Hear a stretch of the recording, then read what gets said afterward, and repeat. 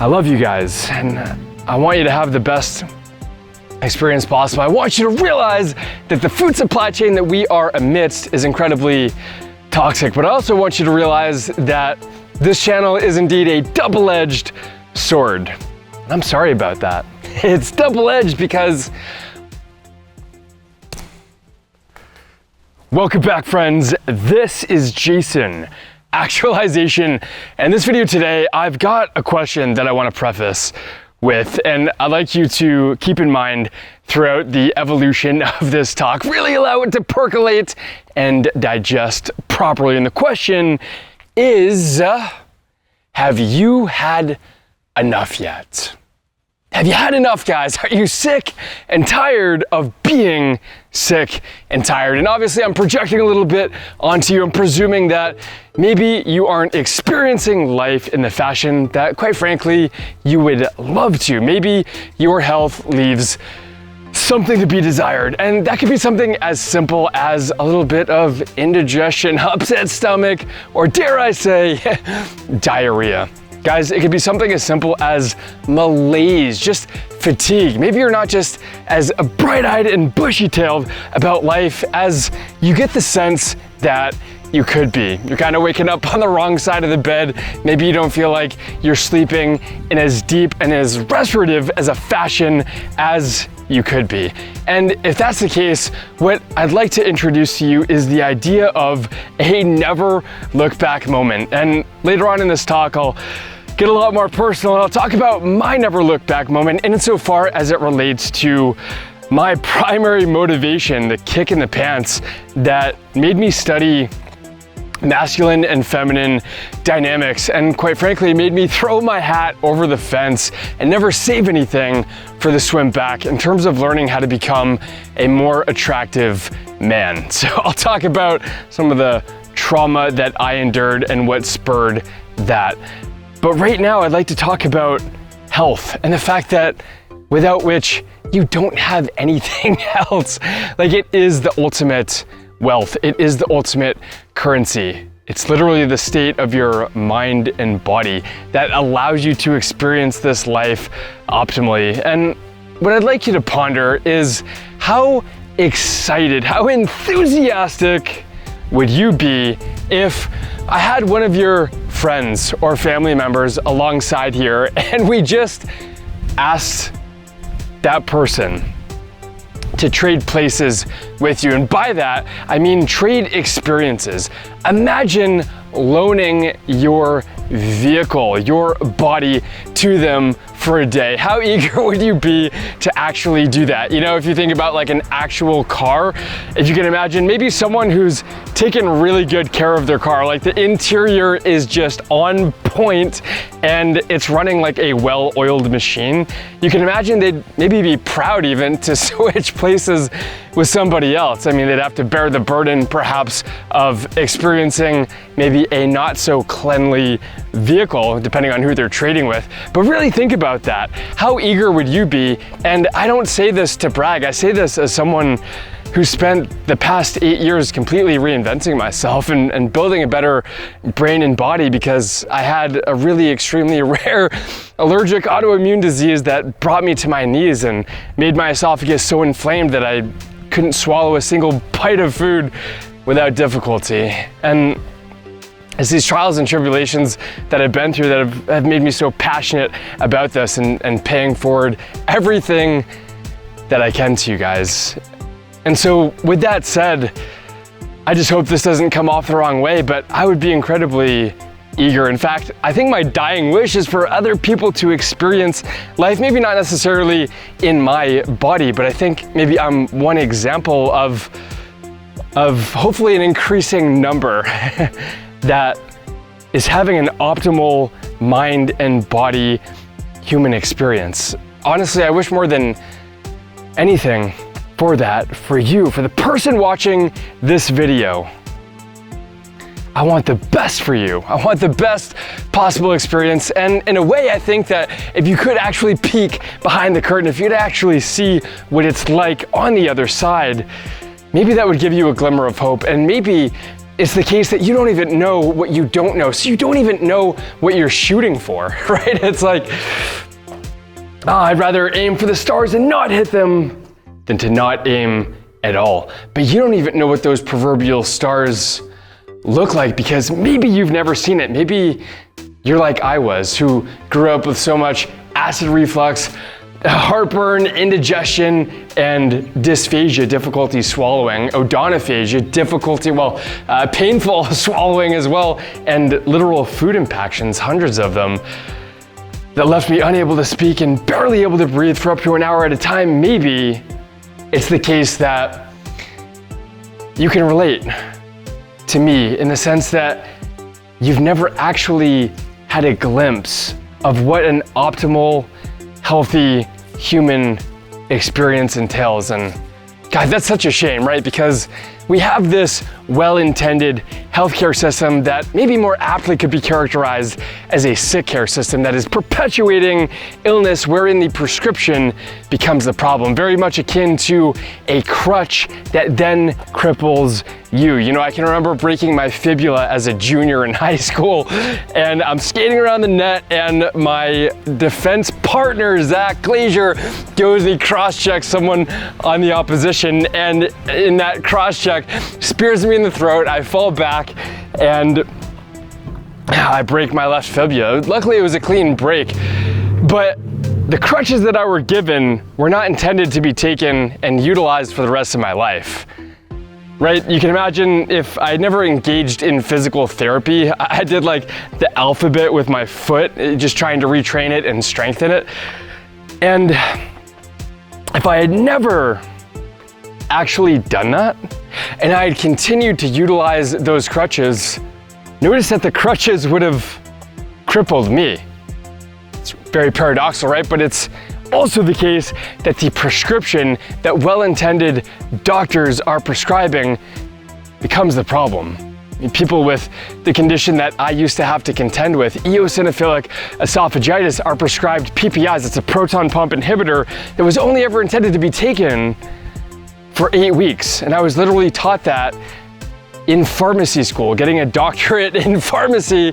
They tell you that, and then you get out into the real world and you realize that there's nothing that you can do about it.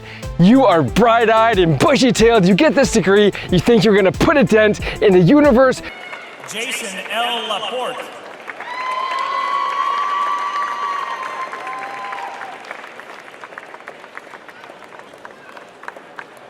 You're gonna save some souls, you're gonna put the health back in humanity, reverse the greatest heist of all time, namely the heist of human health, but then you get out to the real world, and what happens? Nothing. You don't move the needle. In the last half decade of me being a pharmacist, there's nothing that I can put my proverbial hat on. There's nothing that I can get behind. There's no substantive, palpable impact that I've actually conferred that I'm proud of. And that's embarrassing as it is depressing and sad. But the larger point here on the macro is that people who are in healthcare, these well-intended doctors that are prescribing these prescriptions for which you're not deficient in, they're not bad actors, man. They're people who are part of a process that is deeply, deeply flawed. Of the hundreds of times that I was literally on my knees puking into a toilet and trying to breathe and gasp for air, and had to excuse myself quietly from public situations, eating in mixed company, because I had food stuck in my esophagus. You know, it's in those moments, in my darkest hours, that I've realized that nobody was coming to save me and nobody owed me anything. They did their job. Scott, my allergist, Cheryl, my gastroenterologist, these are good people who maybe have families of their own. But they didn't have the solutions that I needed to find serenity. And that's not on them. That's on a system that is fundamentally predicated upon treating sick people and not promoting actual health. And the reason that I say that is because these doctors, you would think, would be role models, people that we can aspire to. But when I say that I would eagerly let someone loan my body and experience life in a first-person phenomenological fashion, it's because I think that would give them buy-in. Because I don't think healthy has been made to be sexy. How many health-conscious people are worthy of emulation? You know, I just remember my high school honors geometry teacher, and it's just, she was a health nut, and I just always had like this negative bias and perception of people who were healthy, right? Because like the so-called like natural people who avoid like, you know, the endocrine disrupting chemicals and they want a chemical-free option, like these tend to be more of like the hippy-dippy woo-woo people who don't seem particularly grounded. And so my hope is to bridge the gap between the people who actually have it right, the natural approach, leading a life devoid of the aforementioned EDCs, the endocrine disrupting chemicals, but to package that in a way to be front-end optimized to actually garner buy-in from people so we can actually make this sexy, appealing, actually make people want to take a bite out of it. And so when I say that I would love for other people to be able to experience life as I get to experience that, I say that in the most humble way possible, and hopefully you can appreciate the authenticity that I'm emanating here, guys, because I love you guys and I want you to have the best experience possible. I want you to realize that the food supply chain that we are amidst is incredibly toxic, but I also want you to realize that this channel is indeed a double-edged sword. I'm sorry about that. It's double-edged because on the one hand, I'm giving you guys insights that are really revolutionary. Like even just the one insight of vegetable oils, the hateful eight, corn, canola, cottonseed, soybean, sunflower, safflower, rice bran, and grapeseed. Literally just that one thing, if you implemented that, like the ROI that you get on that is going to be ridiculous. And that's just the proverbial tip of the iceberg, of a much deeper iceberg that this channel will serve to uncover. Like if you literally just implemented that one thing, your life could change profoundly and the future of your health and future generations to come. And I'm really grateful to be in a position to be able to offer those insights and try to be an attractive individual, someone who's like worthy of emulation, because I just don't feel like there are a lot of doctors or people in the health space who really check those boxes. People whose lives that you see yourself in. And I just think that's unfortunate. So if you're at a position in your life right now where you wouldn't be comfortable trading places with other people, maybe you'd be a little bit embarrassed, you'd have trepidation about actually doing that, then ask yourself, what is it going to take for you to take your health seriously? At what point are you never going to look back? Because the truth is I had a number of never look back moments when I'm excusing myself from the campus dining room circular table and having to embarrassingly go puke up my food for an hour in the adjacent restroom. But the problem was I didn't have the information that I'm giving you guys. So the double-edged sword is that now you're on the hook. You're on the hook, you know better. That kind of sucks, doesn't it? It kind of sucks, because now you got to take ownership of that. You don't have the luxury of a cop-out, of an excuse, because you have a map, and whether or not you choose to follow it is up to you. But I'll tell you what, I hope you don't wait for a never look back moment, a moment that just forces change upon you, an exertion of evolutionary pressure that comes at a time that you're least expecting. And very briefly, on a personal note, for me, in terms of getting better with attracting women, it was a scenario where this girl, Chelsea, had monkey branched to one of her classmates in physical therapy school. I was going to school to be a pharmacist at the time, and I'm walking through, I believe it's called not the Dickerman Dining Center. It was just like a common common lounge where everyone would hang out. And I don't know if you guys have had this experience before where you can sense where someone is or something is just based off of sound. So I'm walking through this common campus center and I hear the guy's voice that she monkey branched to, and he's taunting me, like calling me out.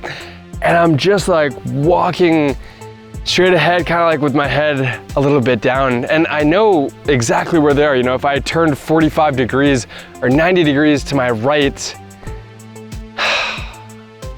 I could have faced that problem and stood up for myself, or I'm not even sure what that experience would have entailed. I mean, in some sense, being able to turn the other cheek is powerful, which I actually probably would do today, but I would do it from a position of repose where I would have the potential to be a force, right? To be powerful. But in this position, I literally felt like I had no other choice. Like I didn't have the confidence to even look at them. It was so embarrassing, and it was a never look back moment for me because I couldn't respect myself. I couldn't live in a world where I would show up to life like that without an adequate amount of self-esteem.